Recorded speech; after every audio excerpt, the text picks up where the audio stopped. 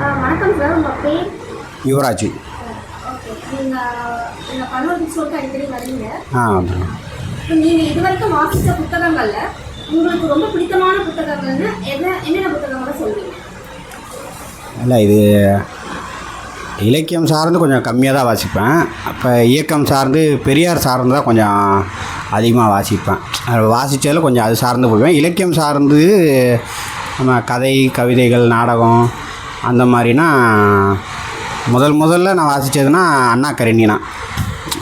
அது ரொம்ப நான் படித்து ஒரு 10 வருஷம் மேலே இருக்கும். 10 வருஷம் மேலே இருக்கும். இப்போயும் அதோட ஒரே ஒரு வரி மட்டும் இன்னும் ஞாபகத்தில் டெய்லியும் வந்துக்கிட்டே இருக்கும். தினமும் அது யோசிப்பேன். அதில் ஆஃப்லான்ஸ்கின்னு ஒரு கேரக்டரு, அண்ணாவோட அண்ணன். அவன் எதுக்குமே கோவப்பட மாட்டான். அப்போ கேட்பான், இன்னொருத்தங்க கேட்பான், ஏன்டா கோவப்பட மாட்டேன்னா, நம்ம எதுக்காக கோவப்படுறோமோ அந்த தப்பை இதுக்கு முன்னாடி கண்டிப்பாக நம்ம செஞ்சுருப்போம். இனிமேல் செய்ய மாட்டோங்கிறதுக்கு எந்த உறுதியும் கிடையாது. அப்புறம் எதுக்காக நம்ம கோவப்படணும் அப்படிங்கிற மாதிரி எனக்கு அந்த நாவல் மறந்து போயிடுச்சு. அந்த நாவலே சுத்தமாக மறந்து போயிடுச்சு. அது என்னென்ன கேரக்டர்லாம் மறந்துடுச்சு. இந்த கேரக்டரோட இந்த இது மட்டும் மைண்டில் இருந்துகிட்டே இருக்கும். அப்புறம் எனது பயணங்கள் எஸ் ராமகிருஷ்ணனோடதில் அது ரொம்ப சின்னோண்டு புத்தகம். அதில் எப்படின்னா ஒரு இது சொல்லியிருப்பார். இப்போ நம்ம நயகரா ஃபால்ஸை பார்க்குறோம். அந்த ஃபால்ஸை பார்க்குறோம்னா நம்ம ஒரு தடவை போகிறோம், குடும்பத்தோட சுற்றுலாவோ ஃப்ரெண்ட்ஸு கூட போகிறோம், பார்த்துட்டு வந்துட்டோன்னா நான் நயகரா பார்த்தேன்னு சொல்லக்கூடாது. நயகராவை நானும் பார்த்தேன் அப்படின்னு சொல்லணும்.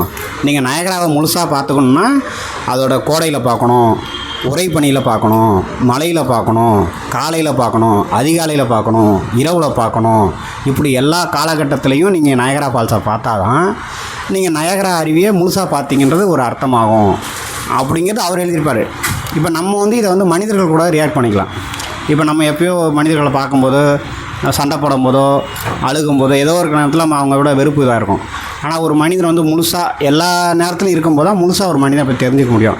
அப்போ நீங்கள் வெறுப்போ, குரோதமோ, வன்மமோ அந்த மாதிரி ஒரு தேவையில்லாத ஒரு இதுவோ இல்லாமல் மனிதர்கள் அந்த நேரத்தில் மனிதர்களை அப்படியே பார்க்கலாம். அது அந்த பயணங்கள், அது ஒரு சின்ன புத்தகம். அது எப்போவுமே ஞாபகத்தில் இருக்கும்.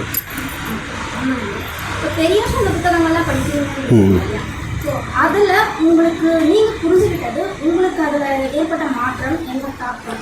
இல்லை, பெரியார்னால் நமக்கு இயல்பாக ஒரு நாத்திக சிந்தனை, பெண் விடுதலை, பகுத்தறிவு சார்ந்து சின்ன வயசுலேருந்து இருக்கிறதுனால நமக்கு அது வாசிக்க பிடிக்கும். புத்தகம் சார்ந்துனா பெரியார் ஒரு கோட் பண்ணுவார் எப்போவுமே. அந்த பெரியாரோட ஈவே ராமசாமி என்கிற நான் அதில் இருக்கும்.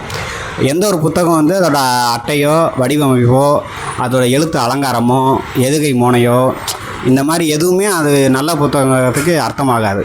நல்ல புத்தகம்னு சொன்னால் அந்த எழுத்து ஒரு சிரிக்க வைக்கிறதா, கோவப்படுறதா, அழுவ வைக்கிறதா இல்லை, சிந்திக்க வைக்கிறதா இருக்கணும்.